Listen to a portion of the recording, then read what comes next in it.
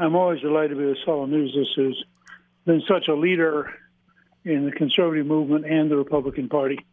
Welcome to the Saul's Newsstand News Rewind for June 20th, 2025. Axios reports, Senate holds firm on aggressive timeline for Trump budget bill. Senate GOP leadership is full steam ahead on passing the One Big Beautiful Bill next week and giving House Speaker Mike Johnson an outside chance to put it on President Trump's desk by July 4th. It's an aggressive timeline of their own making, and there are a lot of angsty lawmakers. But Majority Leader John Thune is sticking to the plan for now. Congress is on recess the week of July 4th, making June 27th the effective deadline to get a bill passed by Independence Day. Leaders have threatened to keep working into the break if needed. White House Chief of Staff Susie Wiles doubled down on the July 4th deadline during a closed-door meeting with senators on Wednesday afternoon, urging Senate passage next week. Just the News reports, DNC Chair Ken Martin draws flack over tumultuous tenure. Democratic National Committee Chair Ken Martin is under fire after just a few months on the job over his stewardship of the party and handling of internal strife within the leadership.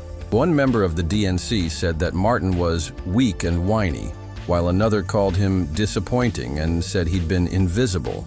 Martin, for his part, said that too many people in D.C. want to point fingers and play the blame game. Martin secured his slot in the wake of the 2024 election in which President Donald Trump retook the White House. His tenure thus far has seen the party struggle to find a coherent message in opposition to the president. It has also witnessed a leadership shakeup, with the DNC holding a second vote on the vice chairs to comply with its own diversity rules. In finally, Politico reports, former Senator Bob Menendez reports to prison for 11-year sentence. Former Senator Bob Menendez began his 11-year prison sentence Tuesday morning, the Federal Bureau of Prisons said.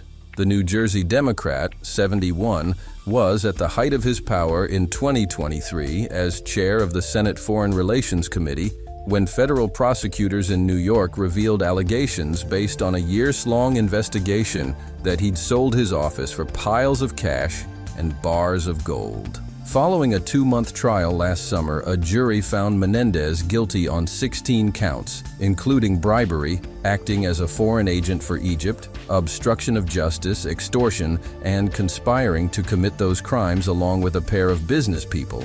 Menendez is one of only a few senators to have ever served time and the last since another New Jersey Democrat, Senator Harrison Williams Jr., went to prison in the 1980s after being caught up in the FBI's Abscam sting operation.